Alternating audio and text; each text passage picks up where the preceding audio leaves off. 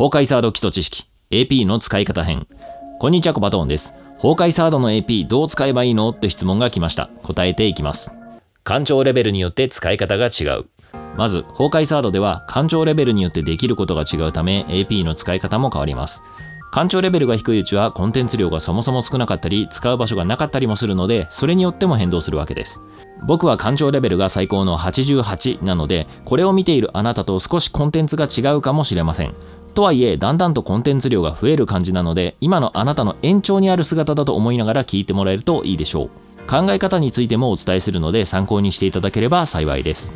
崩壊サードの AP はそんなにカツカツじゃない。まず感覚の話です。崩壊サードの AP は原神やスターレールほどカツカツではありません。というのも、いわゆる生物源泉や装備を集めるための AP 消費があるわけじゃないからですね。一応一部武器の成長に使う素材集めに使用したりもするのですが、原神ほど AP がそのまま装備品に変わるようなニュアンスではありません。毎日コツコツ育成素材に投資するイメージです。またスタミナを回復できる素材も潤沢に配布があります。そのため AP 消費で困ること自体あまりないんですね。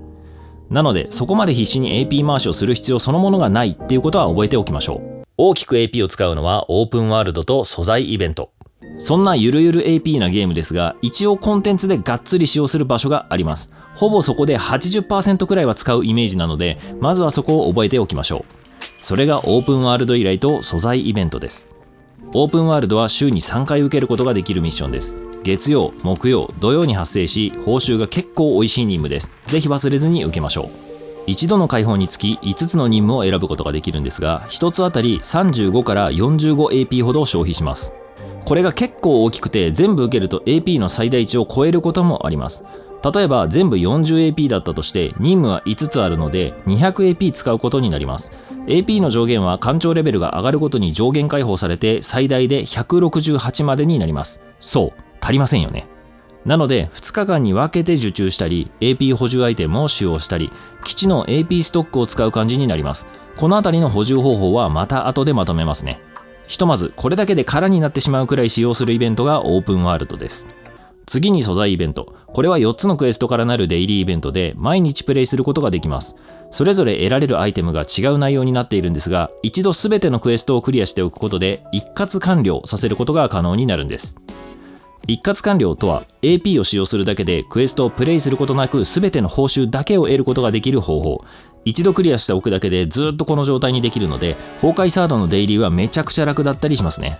だいたい全部終了させるのに 115AP 使います。余った AP は素材遠征とストーリーに使おう。オープンワールドと素材イベントで使った後、余った AP は素材遠征で使いましょう。というよりも実はここ以外ほとんど AP の使い道がないんです。素材遠征とは所持しているバルキリーを派遣して素材を自動的に集めてくれるシステムです。原神やスターレールにも実装されている派遣と同じようなものだと思ってくれれば OK。ストーリーでクリアしたことがあるクエストが対象で、必要なキャラ数と AP を使用するだけで一定時間後にアイテムを回収してきてくれます。特に他に操作も必要ないので非常に楽ですね。遠征に出したからといってキャラが使えなくなったりはしないので安心してください。ただ他の遠征には使えなくなります。なので持ちキャラが少ないうちは派遣が難しいかもしれませんね。ちなみに該当のクエストをクリアできないくらいキャラが弱くても大丈夫。なので遠征のためだけに育成したりする必要はありません。またちゃんと派遣したクエストでのクリア報酬が回収される設定になっているので、派遣した上で同じクエストに行こうとしても獲得上限に引っかかってアイテムが取れなかったりするので注意しましょう。まああんまりやらないとは思いますけどね。素材遠征のやり方はブリッジ画面より基地に入り、画面下部の遠征を押します。すると画面左に得られる素材、中央にクエストのバリエーション、右に派遣ボタンが現れます。また画面右上のタブよりかけらと素材を切り替えることが可能です。キャラクターのかけらを集めて凸を進めたい場合にはかけらを、武器の強化などに使用する素材を集めたい場合には素材を選択するようにしましょう。たくさんあってわからないと思うので個人的なおすすめを紹介しておくと、初期のうちはキャラクターを解放するためのかけらを集めると良いと思います。推しのキャラやそのサポートができるキャラクターを解放しておくとゲームが楽しくなるのでいいと思いますね。キャラが足りていたり現在推しを育成中である場合は素材を集めてもいいでしょう。素材を集める場合はネゲントロピー、虚数革新がおすすめ。高レベルな武器を育成する際に大量に必要となるのでコツコツ集めるのがおすすめな素材となっています。集めすぎるということはまずないので AP の使い道が思いつかないときはこいつを回しておきましょう。素材遠征に使用できる AP にも上限が設定されています。画面上部に表示されている AP が限界となっていて、仮にこれ以上 AP を所有していたとしても、この上限にぶつかってしまうと派遣ができなくなります。なので、派遣に出す場合は自分の欲しいアイテムから順番に派遣していくように意識しましょう。AP 周りのシステムについて。さて、崩壊サードの AP はそこまで色々な用途に使うわけではないことが分かっていただけたと思います。最後に AP をやりくりするためのシステムについて紹介しておきましょう。まず、基地に備え付けられている AP 補充。これは溢れた AP を保管しておいてくれるタンクで、スターレールのスタミナを保存しておいてくれるシステムと一緒ですね。100% 保存してくれるわけではなく、ある程度減らされた割合で保管してくれます。とはいえ、100% を超えても貯めてくれる安心感は結構大きいので、非常にありがたいシステムです。次にアイテムです。炭酸飲料というアイテムを使用することで 10AP 回復することが可能。細かい回復はこれが便利でしょう。もう一つが体力の薬。こちらは使用すると 30AP 回復できます。ログインボーナスでもらえるので気がつくと結構溜まっているアイテムですね。さらに水晶で AP を購入する方法もあります。これは原神やスターレイルでも実装されているシステムですよね。ガチャ石を砕いて AP に変換する方法で正直あんまりおすすめしません。先ほどもお伝えした通り、崩壊サードではそこまで AP がカツカツになることがないんです。なので、貴重なガチャ石を砕いてまで回すほどの項目がないと言っていいでしょう。ガチャに使うことをお勧めします。説明した画面は AP の数字をタップすることで見ることができます。また、AP 取り出しは基地画面から開くことも可能です。自分なりの使いやすいルーティンを組むと忘れづらくなるので、やりやすい方法で触るようにしましょう。ちなみに AP 不足に陥った時は自動的に AP の画面が開いてくれます。それで補充するのももちろんあり。ライデンメイのランチとディナーを活用しよう。崩壊サードではお昼の12時と夕方の6時に AP 配布があります。それぞれ 30AP ずつ配布してくれるシステムになっていて、メイ先輩のランチ、メイ先輩のディナーと呼ばれています。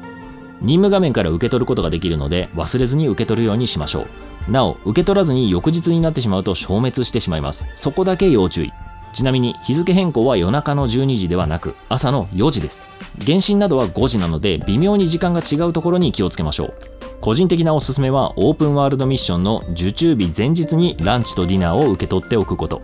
受注日が月曜、木曜、土曜なので日曜、水曜、金曜にキャッチするといいでしょう。先ほども説明した通り、オープンワールドのミッションを全て受注すると AP 上限を超えてしまいます。ところが2日間に分けて受注したりすると案外忘れてしまうことが多いんですよね。なので前日から AP を過剰に余らせておいて、その分でオープンワールドを受注する方法をとっています。これであれば炭酸飲料や体力の薬など限られたアイテムを使用せずとも AP を回すことができるようになるので、メンタル的にも楽ですね。ただ自分の場合は朝にプレイしているスタイルなので、その方法が適しているとも言えます。あなたがプレイする時間に合わせてアレンジして使ってもらえると便利なんじゃないかなと思うので、よかったら参考にしてみてください。まとめ。いかがだったでしょうか。崩壊サードの AP システムについて理解の助けになれていたら嬉しく思います。艦長レベルが上がるごとにシステムがどんどん開放されていって、日々回る内容も変化していきます。最初のうちは慣れなくてなかなか安定させることが難しいと思いますが、慣れると 2,3 分でデイリーを全て完了させられるぐらい素早くできるゲームです。めんどくさい周回コンテンツは一瞬で終わらせて、変化のある楽しいクエストだけに集中できる面白いシステムになっているので、ぜひ AP 周りを把握してゲームを堪能してみてくださいね。あと、序盤は紹介したようなクエストよりもストーリーを進めた方が効率よく艦長ランクをアップさせたりできます。ストーリーではだいたい1つのクエストにつき 10AP 消費するので、それも頭に入れた上で今回紹介した内容に AP を回すようにするといいでしょう。この動画が良いと思っていただけたらチャンネル登録、高評価よろしくお願いします。また不定期に動画を上げていきますので、通知マークのオンをお願いします。あと、自分は AP の回し方でこんな工夫をしているよというポイントがありましたら、ぜひコメント欄でみんなにシェアしてくださいね。僕も勉強させてもらいます。それでは今回の情報もあなたが崩壊サードを楽しむための一助として参考まで。